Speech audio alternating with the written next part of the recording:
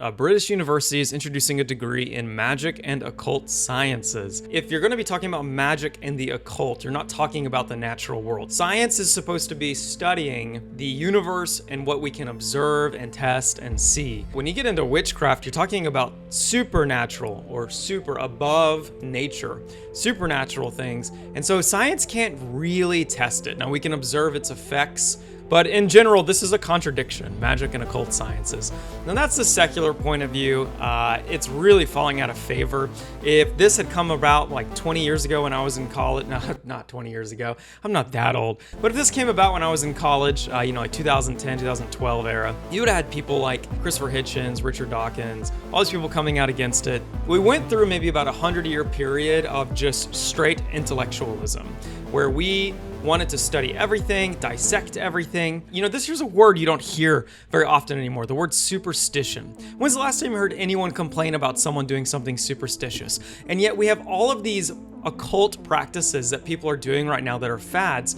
And whereas the intellectuals used to call it superstitious, they're now, kind of actually coming into agreement with it. And so here is a college, a British university, Exeter, I actually don't know how to pronounce it, University of Exeter, but they have an entire postgraduate degree on this. So I had to look it up. So this British university offers master's degree in magic and the occult. If you've been getting into crystals, manifesting your dream board, or exploring feminist readings of witchcraft, you can now take your hobby to the next level with the UK's first postgraduate degree in magic and the occult. So here we are, we got Hogwarts going on in the UK now, but people are serious about this. My wife and I joke about this all the time. Back whenever Harry Potter first came out, we all thought it was really fun and whimsical, and it was just something to enjoy and think about, like a traditional fairy tale. We didn't take it serious. But nowadays, people are taking witchcraft so seriously. They are literally doing rituals in their homes. I don't know if you know this, but 62% of Americans have New Age belief systems. Now that means that they are ascribing power to things in the natural.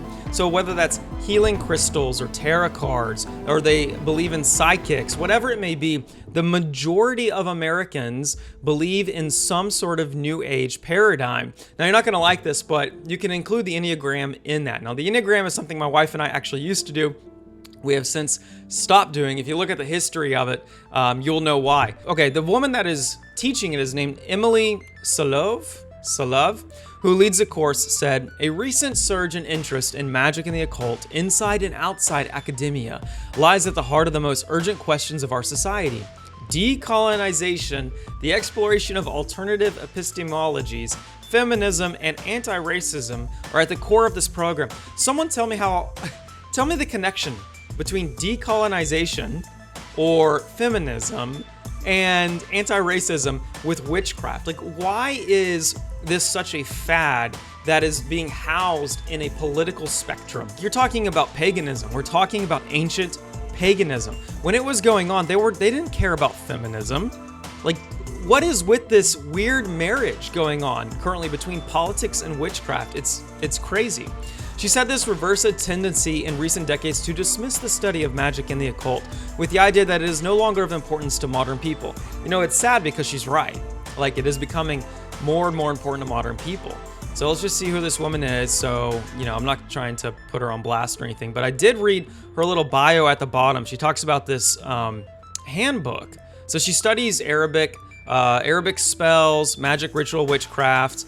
It's an article that she wrote about that. It says here at the bottom, "This multicultural, multilingual guide to cursing, healing, and harnessing the power of stars, angels, jinn, and devils." Now, you may not know what a jinn is. That is, in Islam, they are kind of like demons, but not exactly like demons, depending on which Muslim you talk to.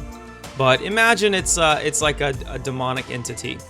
Was conceived at the crossroads of many magical and religious traditions and serves as the intersection at which multiple scholarly methodologies and disciplines can intersect today. So she's talking about harnessing the power of stars. Look, so yeah, you have like the Dyson sphere, it's theoretical. You cannot harness the power of a star like in your own being. It's quit worshiping created things, and you're trying to control angels, jinns, and devils. Now, just package all that into demons because no angel is going to be controlled, biblically speaking, is going to be controlled by a human being. These are ministers and servants of God, right? So when people do these New Age practices and they're like, yeah, I'm going to, do angel numbers or whatever, do tarot card readings or whatever, they're always interacting with demons, like 100% of the time, even if they don't think so. When they're talking about bad energy and good energy, they're really just talking about the bad energy is evil spirits. And the crazy thing is people will do witchcraft to try to get rid of the evil spirits. And I got a video I'm going to do about that later. You just basically invite the demonic into your life whenever you give over into the occult. When you start pursuing New Age, you're going to, what I find among most witches is physical illness, like tons of physical illness, anxiety and depression, like lots of mental illness. And the witchcraft itself is inviting the demonic into their life, which is creating the mental, physical illnesses, and then they do more witchcraft to try to get rid of it, but it only perpetuates it.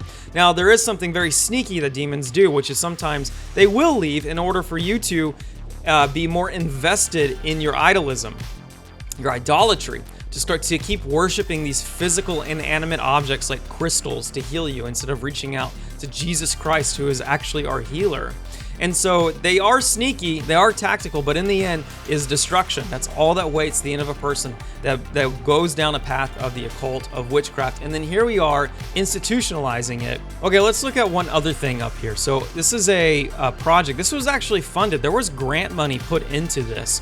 Is a research partner, Dr. Luca Patrizzi. It says, A Sorcerer's Handbook, Medieval Arabic Magic in Context. This project focuses on a collection of magical texts attributed to an influential medieval scholar of the Arabic language. So this is also researching the occult and magic, and this is government dollars in the UK. So I cannot help but think about C.S. Lewis's space trilogy and the third one that he made, That Hideous Strength, which is about English professors who have researched and scienced themselves somehow into the occult, and they want to reanimate this dead face. And so it comes to life through what they believe is science, but it's literally through occult practices. And they're talking to this dead face, which is actually animated by a demon. So they're being fooled by the demonic. And so it's sad and also hilarious that C.S. Lewis predicted this stuff would be going on. I mean, he wrote that book probably in the 50s. And so here we are 70 years later, if I can math correctly, 50, 60, 70, 70-ish years later. And now you have the academia of the UK delving into the occult, which is the exact thing that he predicted they would end up doing. We all need to read that book again. Be on alert, because this stuff is going on behind the scenes. Scientists are giving way to naturalism. They don't want it anymore, and they're actually pursuing the spiritual realm and the occult. This is actually, in one way, this is a good thing for Christians because they are now open to talk about the spiritual realm. But in another way, it's bad because they are openly and brazenly inviting the demonic into academic circles, which is going to destroy science. It is going to destroy correct methodologies in doing scientific research. It's going to actually, we're going to lose knowledge. We're going to lose knowledge. Generations from now, we're going to lose knowledge and become stupid following demons and demonic doctrines, which is going to just end up in terrible things like genocide. We've seen how scientists can use knowledge for poor purposes. You're going to start seeing that again, unfortunately, as they're influenced by these demonic doctrines that they are pursuing in ancient texts. It's just crazy.